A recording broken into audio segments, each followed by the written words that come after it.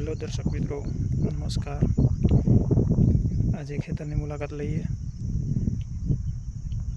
ખેતર છે, તમે જોઈ શકો છો। ખેડૂતોની સિઝન ચાલી રહી છે પૂરજોશમાં।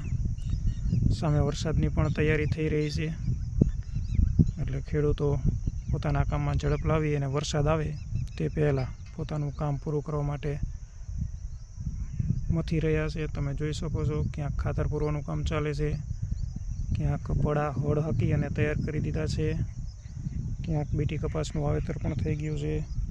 તમે અહીંયા જોઈ શકો છો, બીટી કપાસ ઉગવાની પણ તૈયારી થઈ ગઈ છે, ક્યાંક ક્યાંક ઉગી પણ ગયો છે।